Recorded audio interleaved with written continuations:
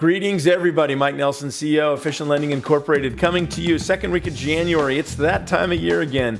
MBS Highway, Barry Habib's 2023 rate and housing forecast. And as you may have seen videos in the past, I get all my analytical data for mortgages and real estate from Barry Habib's group, MBS Highway. Just Google them if you don't know who they are.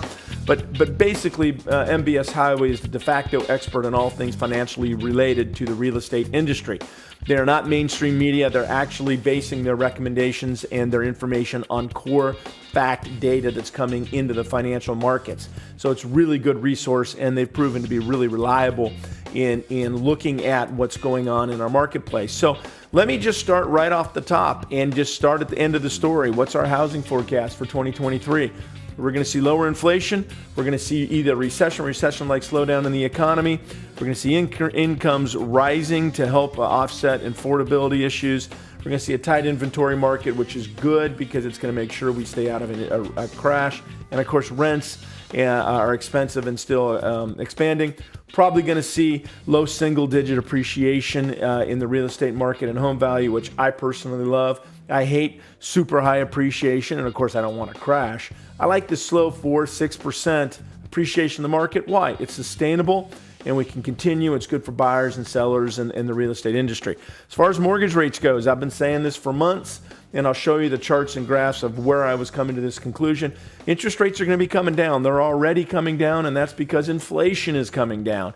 And there's good data that shows why this is happening. So we're going to see lower inflation. We're going to see costs coming down in the retail world because we have excess inventory. Mortgage servicing values are increasing, which is good because that'll help bring rates down. And we're either in a recession or it's going to happen. And believe it or not, real estate does very, very well in periods of recession. It's terrible for the business market, puts a ton of pressure on jobs and employment, and I don't make light of that by any stretch, but typically we'll see an expanding, robust real estate market in times of recession. All right, so let's jump into it. What does this all mean? Well, that's the forecast. Now, as real estate agents or lenders, brokers like myself in this industry, we have to be able to walk our consumers, our customers, our buyers and sellers through what the market looks like and how we navigate it. And let's be honest, most of what you hear in mainstream media is just not really factually reported. It's emotion. They're trying to sell ads.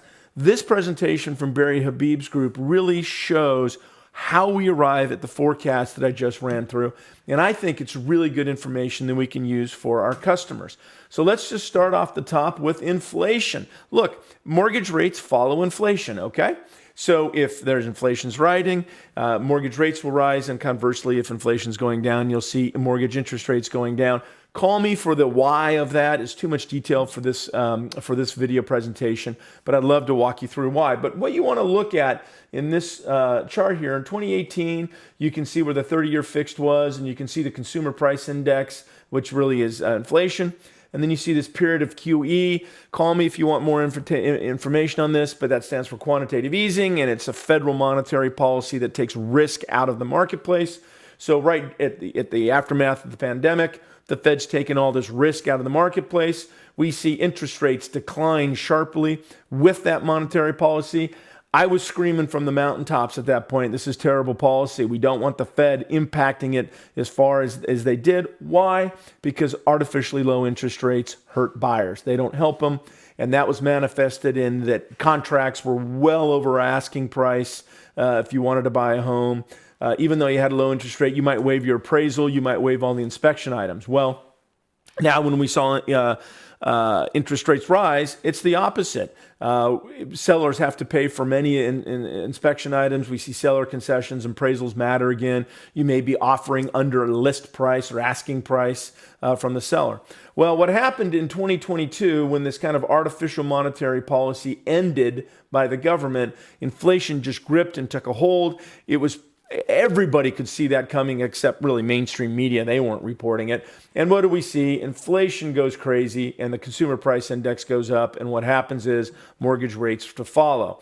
Now, if you were following this or talking to me, I don't know, 5-6 months ago, whatnot, I was saying based on charts just like you see here, based on the data from MBS Highway, that we would see rates come down in late Q4 2022, and we'd also see that trend continue in 2023. Well, where was I getting that information from? It's charts like this.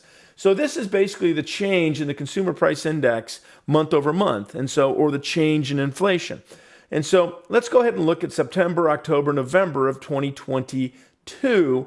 Well, you can see this was the core rate, the consumer price index here. And what we were doing in the comparison is comparing it to what was happening the year prior.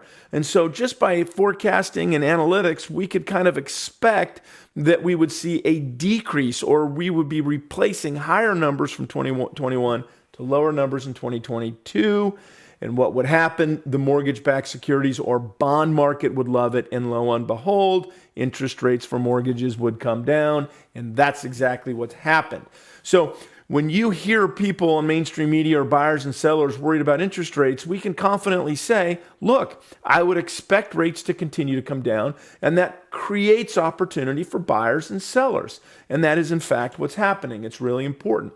The other big part of inflation, there's many parts to it, but one of the other big parts are shelter costs, i.e. how much does it cost to pay rent in an apartment? Well, you can see that apartment list rent year over change was going way up because of inflation, and you can see the great year over year change.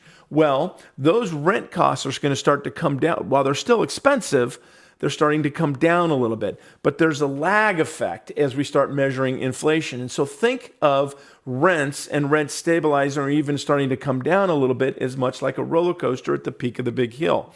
So we have the real shelter cost of today, which are starting to stabilize or come down. Here's January where we're at right now. And this is the shelter cost as measured in the core consumer price index. Why is it lagging? Well, leases on apartments are typically done in a year, right? And so now we're starting to replace some more expensive leases of a year ago. So it's going to take a while to catch up. What does this mean for your buyers, especially first-time home buyers? Is their affordability on the new homes going to start to rise? We're going to see a further attack on inflation as some of these shelter costs come out of the market. You want to know these things if you're a real estate agent, a buyer, or a seller, so you can walk through your customer on what they can expect later in this year. So what does it look like? All segments right now, food, gas, you may have seen it at the gas pump as you're driving around. I drive a lot in my job. I'm certainly seeing it. They're starting to lessen with inflation, and then we're going to get this lagging kind of boost with shelter costs as they come in. All right, a lot of people will look at this and they will kind of mind will meld because it's charts and graphs. I love this kind of stuff. But what we're saying is if you look at 30-year mortgage rates versus the 10-year treasury, there's typically 175 basis points to 200 basis points over the last 35-year spread. What's a basis point? Well, 175 basis points is equal to 1.75%. So a basis point is a hundredth of a percentage point. So 200 basis points is 2%. Well, long story short, what happened is we emerged from 2022 and into 2023 because of inflation. The mortgage services, the people collecting payments, making sure you don't pay late, that are servicing your taxes and your impounds, they're expecting mortgages to last a certain amount of time. And they knew that as rates rose, that we would have a refinance boom coming somewhere downstream. So they had to protect the erosion of these servicing fees by increasing the interest rates on the mortgages. And that is starting to decline, which is really important. So we have inflation coming down, we have shelter costs coming down, we have the internal costs on mortgages coming down. And what's that's going to do? It's going to help us lower interest rates. And that's important to dialogue through with your customers as they start to predict and forecast how they want to handle their financial investment in housing. All right, let's change gears a little bit and talk about recession. Look, you can see that as we were in the pandemic, 2029, employment is affected. People are living off credit card debt. And then you can see in 2020, as we start to emerge from the pandemic, you can see these bumps right here, which is the programs by the government, the incentive programs for the government paying out fees and checks. Then we see inflation coming in right now, which is obviously eroding wages. And so that means that people are back to living on credit card and revolving debt. That is a key indicator that recession is coming. The other piece is, and I'm not going to get into the whole dialogue on what an inverted yield curve is, but just understand that when the yield curve inverts or goes negative, it is a statistical certainty that we're going to have a recession. And here's where we are right now. And so we are going to be in recession, or we're in recession, depending on who you're talking to. I personally think we've been in recession for quite a while. But what happens when we are in recession is typically real estate does very well. So yes, I'm not making light of this. It's important that a recession is really hard on a lot of people, on jobs, on employment, on growth. But there's also opportunity for buyers and sellers in times of recession in real estate. And we want to make sure our customers know that. Housing demand, this is where we talk about, oh, we're in a housing bubble, it's going to crash. What we're saying with this slide is, look, the demand for housing is still outstripping the supply. That's different than it was in 2006, 7, and 8, where we had supply way outstripping the demand. The builders have learned their lessons from years past. So there are still more people wanting to buy a home than there are homes available. That's going to help stabilize our market. And you can see that in this chart right here, where we have, household formations of 1.3 million, and we have 1.5 million starts. So what's happening is we have a robust, healthy market where the demand is going to continue to outstrip the supply. The other piece is, look, we know that prices have moderated for homes. Obviously, prices have slowed down. This massive growth and over-ask is something that's not happening anymore, but it's hardly a crash. We're down about 2.5% this year. That is not a crash by any stretch of the imagination. And so I would look for this to continue, especially as interest rates drop, that the demand for these homes continue to rise, but the supply will keep it competitive. Last thing that's important here is let's talk about affordability. So what you hear in mainstream media is homes are no longer affordable. That is really not the case. If you look in what this chart is showing to you, I'm not going to get into it in a lot of detail because just call me if you want to. It just takes too much time. But what we're saying here is, yes, interest rates have risen. And so the average mortgage payment is about $913 more expensive. But mortgage rates didn't increase in a vacuum. Pay also increased by about, on a household income of $50,000 a year, by about $810. So yes, the interest rates is a significant increase, but so are wages. Those are increasing as well. What really hit and made it hard is that gas, food, services also inflated at a really substantial rate. So as we see inflation start to come down and those prices lessen, the wages are going to sustain themselves. So we're going to really see a balancing and a moderation of affordability. And you're going to see an environment where really housing is going to be affordable and there's tremendous opportunity for buyers and sellers. All right, just want to wrap it up here. I know this has been a long presentation, and I encourage you, let's dive into deeper detail on these slides. Call me. I'm happy to talk about it so we can work with our buyers and sellers. And we can work with our real estate agents as well. Here's the housing forecast: lower inflation, recession-like slowdown if we're not in a recession.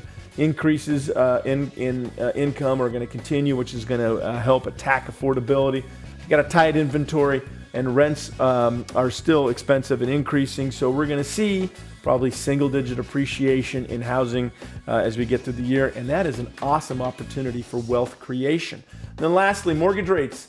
Look, we're already seeing it. Rates are coming down. If you negotiate contracts for qualified buyers, you can get seller concessions to buy rates into the 5s right now. We're doing it. I look to that to see that continue. And I think at the end of the year, we're really going to see housing mortgage rates somewhere in the low 5s, might be the high 4s. Who knows when that's going to happen. All right, longer presentation than normal. I hope it's informative and helpful. And I would love to dive into deeper detail on this, whether you're a real estate agent, buyer, or a seller. This is really good information, and information you want to use as you plan and prepare for your housing decisions in 2023. Thanks so much for checking out my content. I always appreciate it and would love to chat with you anytime soon. Great success in 2023.